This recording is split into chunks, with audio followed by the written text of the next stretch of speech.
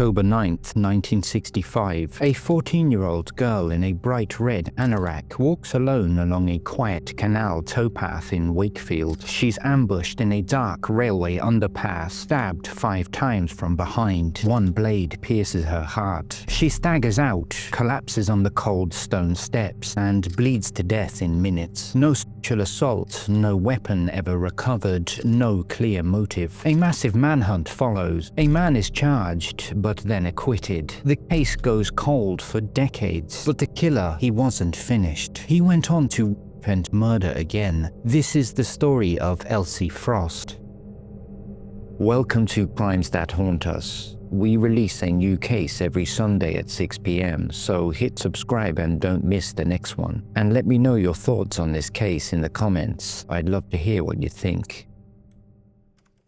Elsie Frost entered the world on February 7, 1951, in the bustling yet modest town of Wakefield, West Yorkshire in England. Her father, Arthur Frost, toiled as a railway worker, providing the steady backbone for their family, while her mother, Edith Frost, devoted herself to homemaking, nurturing their home with quiet dedication.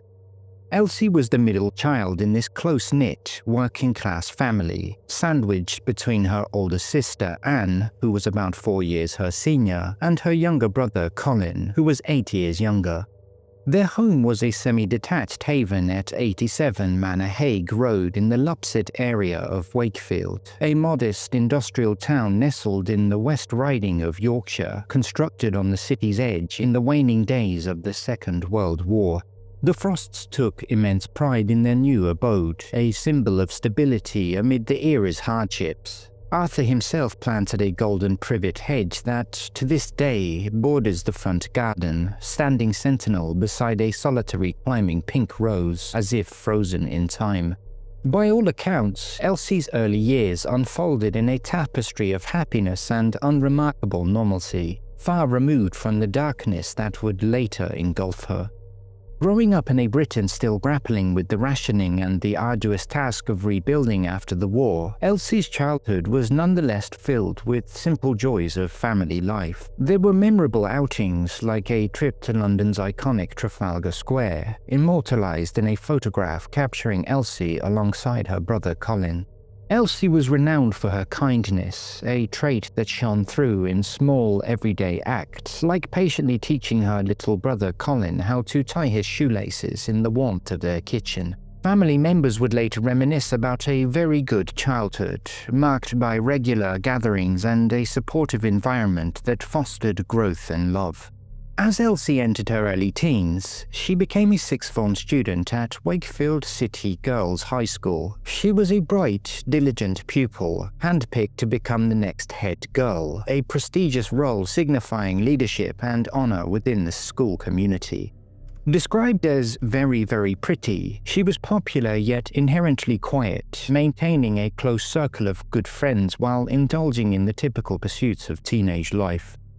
Elsie was fun-loving and perpetually happy, with no reported troubles at home or in her studies. She was bookish by nature, slightly self-conscious about her gangly frame, and deeply attached to her parents and siblings. In recent times, she had grown increasingly interested in religion, finding solace in its teachings, though she also delighted in marching about the house, belting out ditties from the sound of music, her voice echoing with youthful exuberance. Yet in the weeks leading up to her tragic death, subtle shifts in her behavior emerged, hinting at unspoken secrets.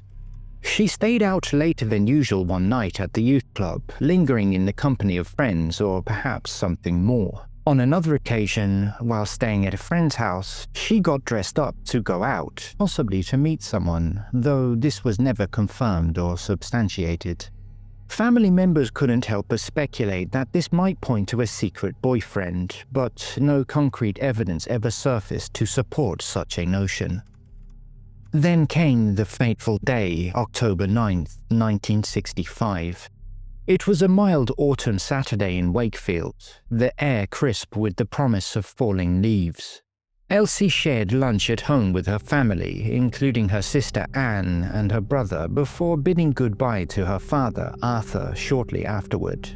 With a sense of purpose, she left the safety of their semi-detached home to volunteer at the school sailing club, where she planned to teach some of the Girl Guide rangers how to sail at Horbury Sand Quarry, a flooded gravel quarry adjacent to the Calder and Hebble Canal, its still waters reflecting the overcast sky. Elsie, dressed carefully for the outing, donning her favorite red-quilted anorak, a lemon-colored cardigan, a floral dress, and brand-new leather shoes. Before stepping out, she checked the weather forecast and promised her mother she would not spoil her footwear by traipsing through the mud, a small vow that underscored her thoughtful nature.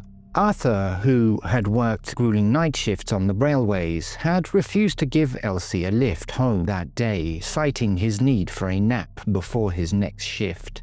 Even though she would have still needed to walk from the lagoon to reach his car, this decision would haunt him with unrelenting guilt for the rest of his days, a what-if that gnawed at his soul.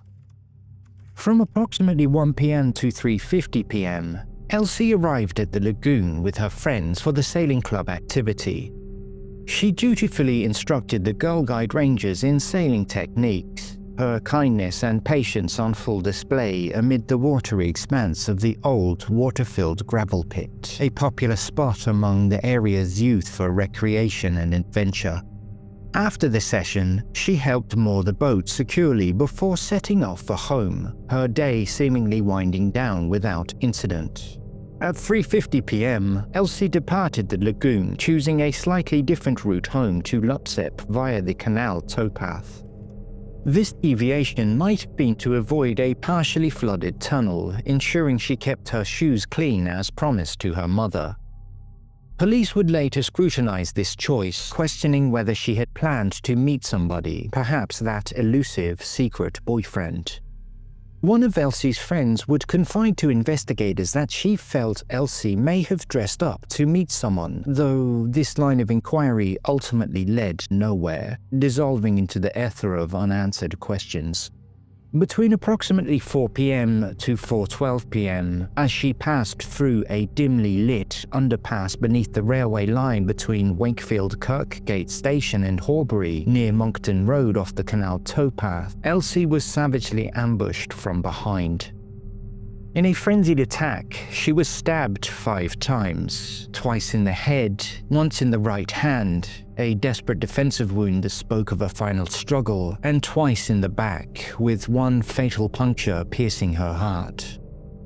Despite the appalling injuries that would have overwhelmed most, Elsie summoned an extraordinary will to survive, staggering out of the tunnel and collapsing at the base of the ABC steps, 26 steep stone stairs, whimsically named for the alphabet, leading up from the canal towpath to a grassy verge above.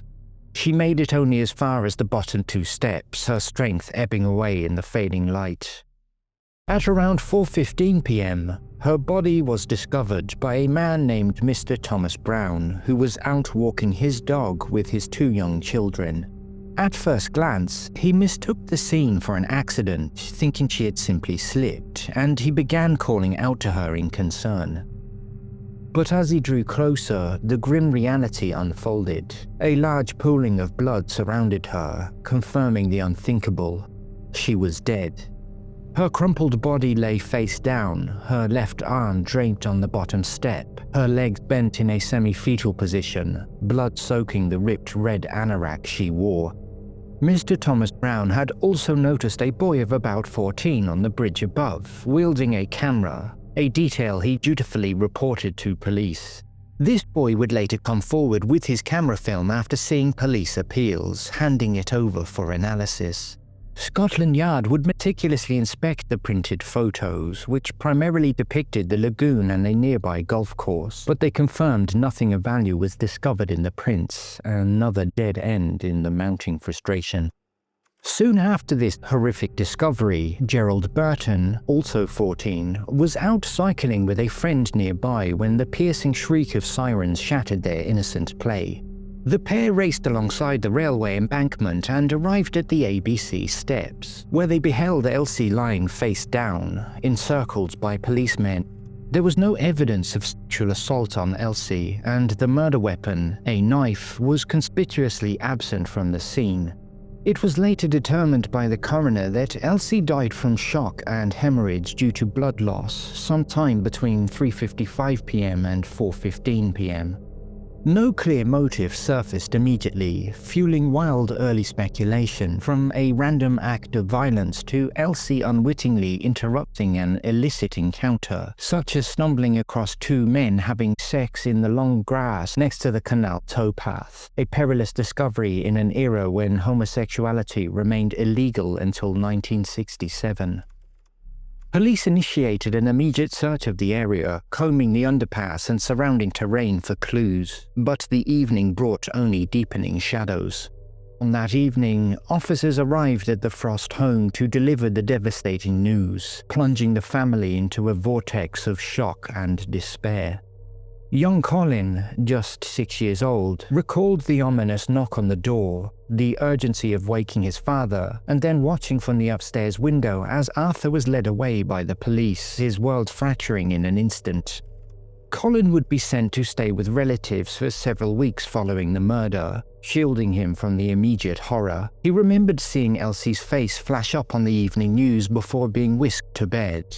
It was only later, on his first day back at school, that the awful truth crashed down when a fellow pupil shouted, "It was your sister what got stabbed, wasn't it?" The community reeled in horror, this marking one of Wakefield's most shocking crimes. The murder gripped the nation, casting an indelible shadow over the tight-knit community that has never fully lifted. Residents of a certain age still say that you always remember where you were that day, the moment etched into collective memory like a scar. On October 10th, West Yorkshire Police launched the city's largest ever manhunt, amplified by intense local and national media coverage that turned the quiet town into a focal point of national scrutiny. Over the coming weeks and months, more than 1,200 statements were meticulously taken. Some 400 residents within a quarter-mile radius of the murder scene had their movements and alibi checked and verified. Ultimately, 12,000 men and teenage boys would be interviewed in a sweeping dragnet. Every able-bodied male, including members of Elsie's own family, faced questioning, no stone left unturned in the desperate quest for answers.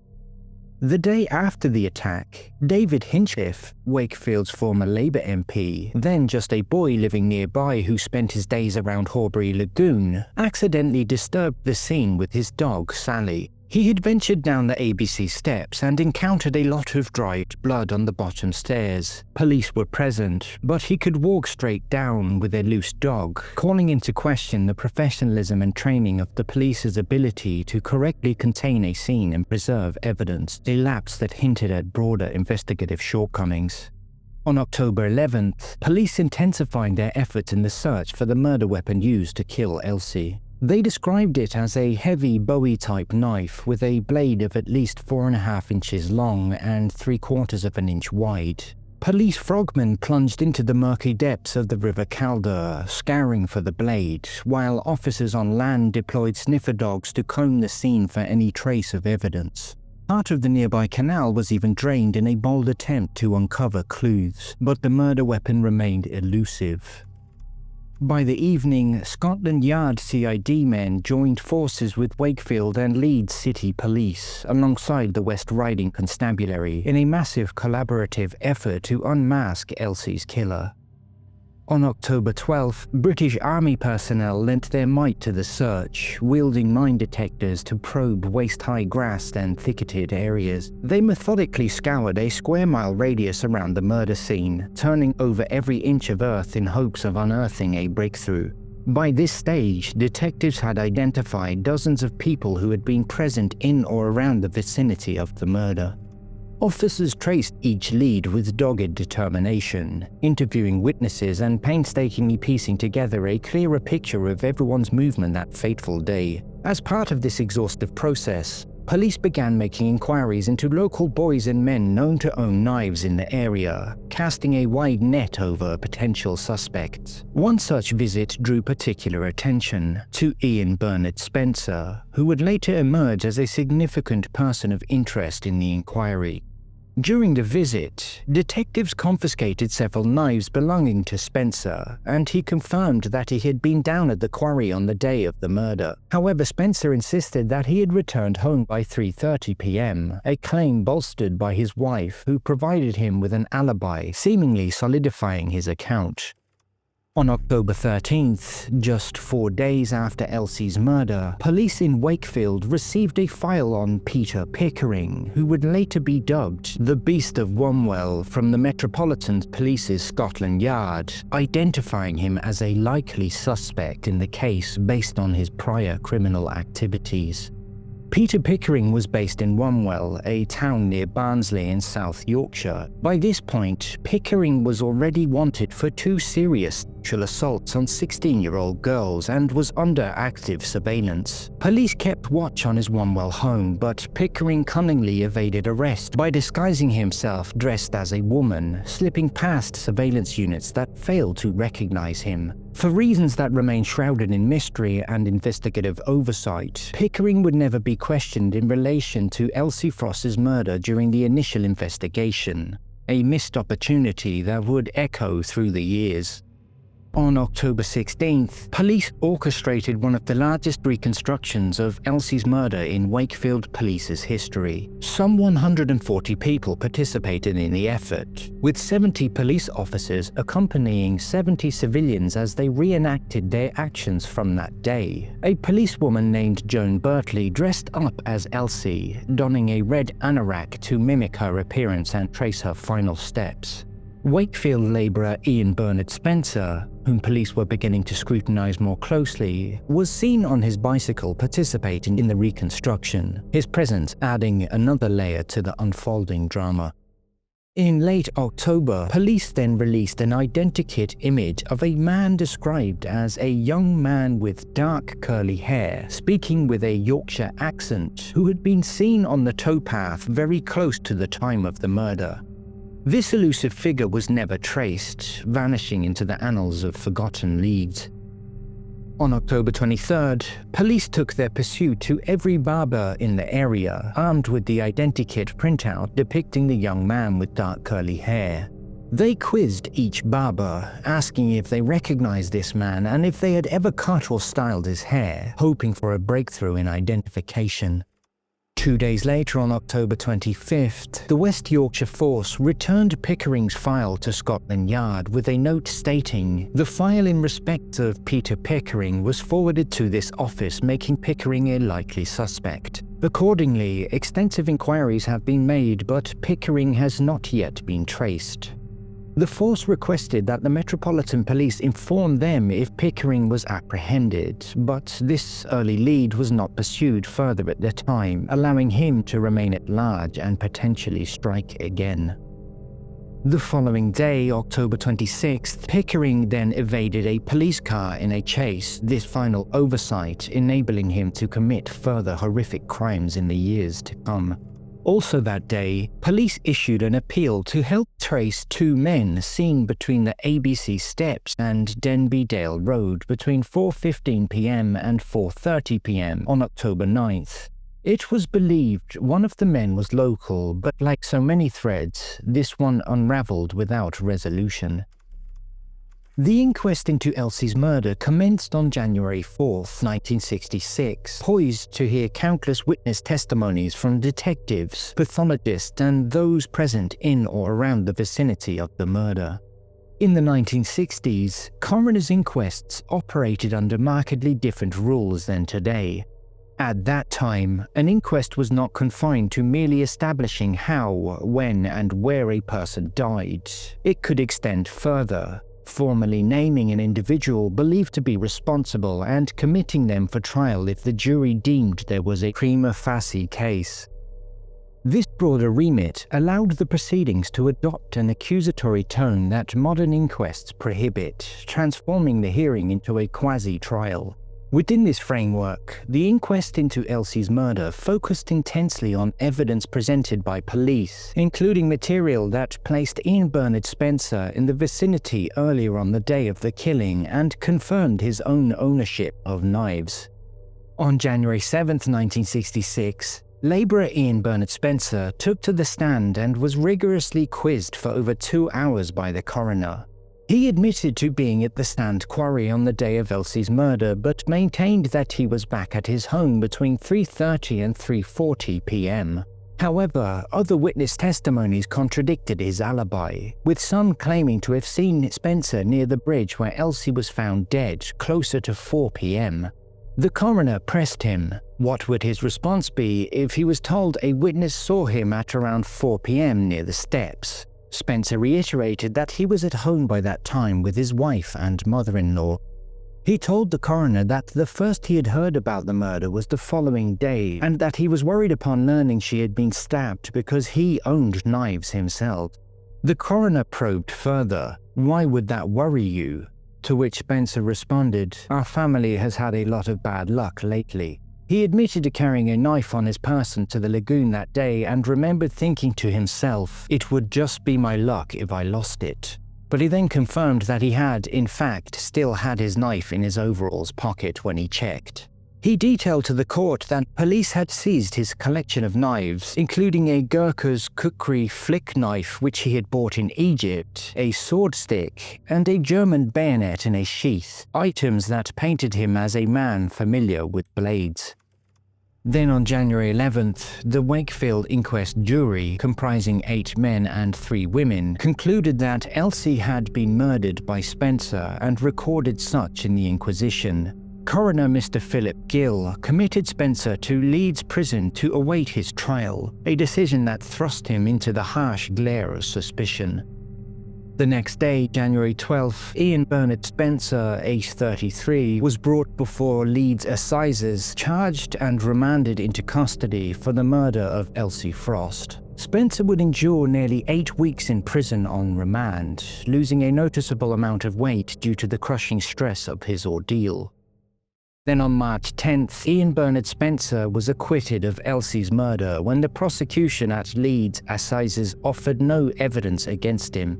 Under instructions from the judge, who ruled there was no admissible evidence, Spencer was released without charge. Following his acquittal, the labourer walked free from custody and returned home to his wife, attempting to reclaim his shattered life. Remarkably, the Frost family, including Elsie's mother Edith, ultimately came to believe that Ian Bernard Spencer was innocent and expressed genuine sympathy for the ordeal he had endured, a rare display of empathy amid their own pain.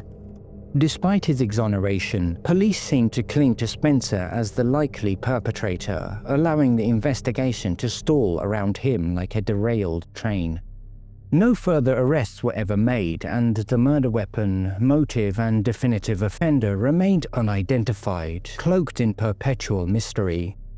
In the years that followed, Spencer lived under a persistent cloud of suspicion. His family later recounted how police would repeatedly appear at his door whenever another knife-related incident or serious crime occurred in the area, treating him as a default suspect long after the courts had cleared him.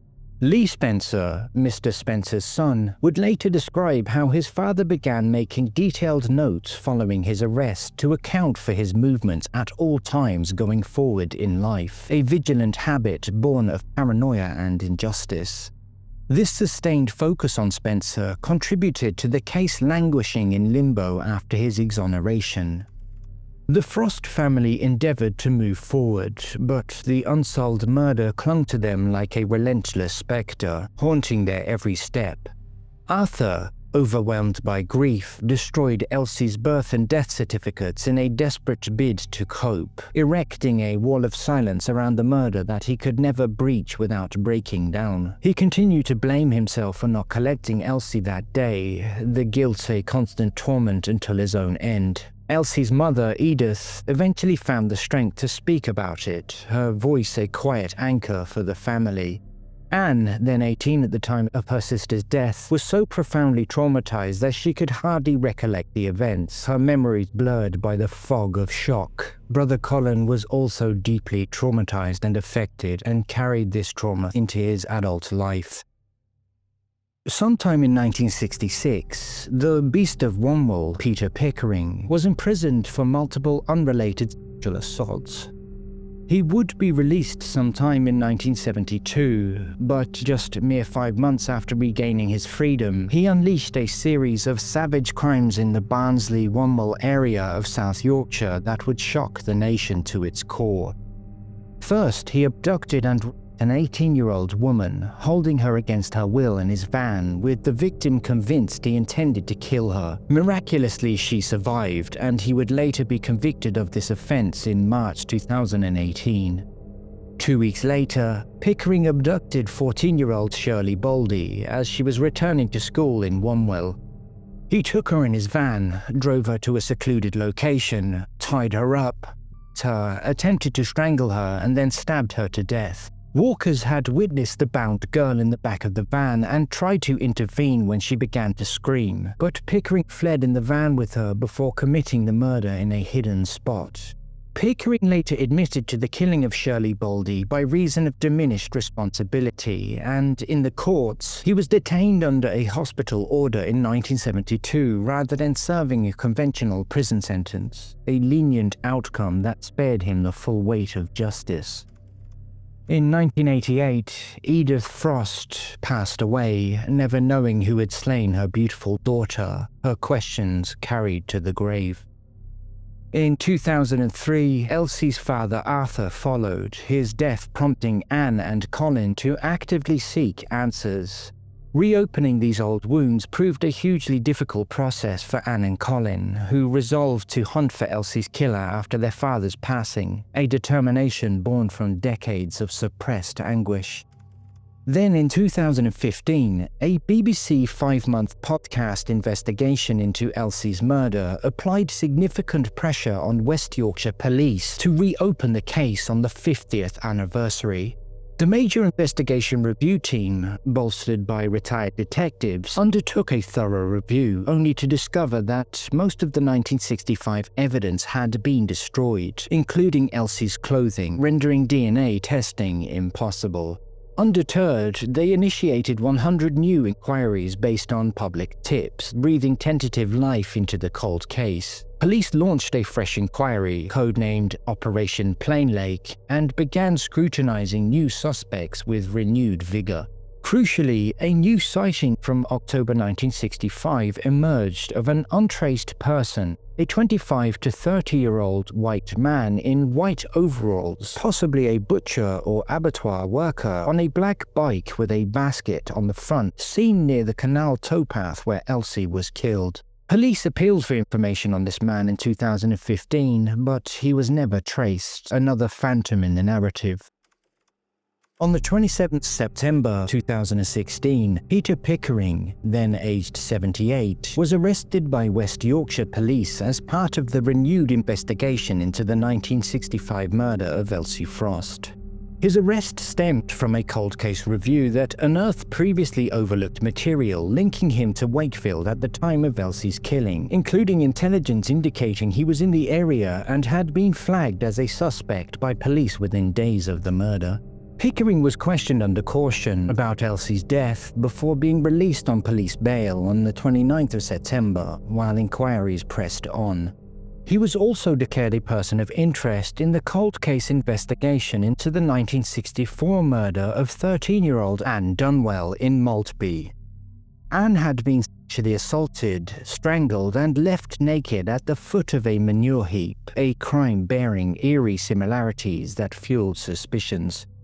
On March 6, 2017, Pickering was rearrested, this time primarily in connection with the previously unprosecuted 1972 offense involving the abduction and rape of an 18-year-old woman. During this phase, detectives searched storage units linked to him and recovered documents and material that investigators described as significant to both the historic sexual offense and the wider review of his criminal history. While the second arrest did not yield a charge relating to Elsie Frost, police later confirmed that evidence gathered during this period strengthened their belief that Pickering was responsible for her murder, a conclusion they asserted would likely have led to a prosecution had he lived long enough for the case to reach the Crown Prosecution Service. On the 31st of January 2018, the wrongly imprisoned Ian Bernard Spencer passed away. At an inquest hearing in 2019, the coroner and police issued clear statements effectively confirming that Spencer's name should not have been associated with the murder and that his original implication was an error of the investigation, a long overdue vindication. Then 2 months later, on March 25th, Peter Pickering, the Beast of Wombwell, died at the age of 80 in a secure hospital. Police firmly believed he was responsible for Elsie's murder. A file had been passed to the CPS for charges, but his death robbed the family of a trial. A fresh inquest into the murder of 14-year-old Elsie Frost then opened at Wakefield Coroner's Court on August 15, 2019, the result of a tireless campaign by her siblings. The coroner, Kevin McLaughlin, acknowledged the family's unyielding persistence in securing a review of the case. Sitting without a jury, the inquest delved into more than 900 witness statements and heard evidence from both police and family members, including Ian Bernard Spencer's son.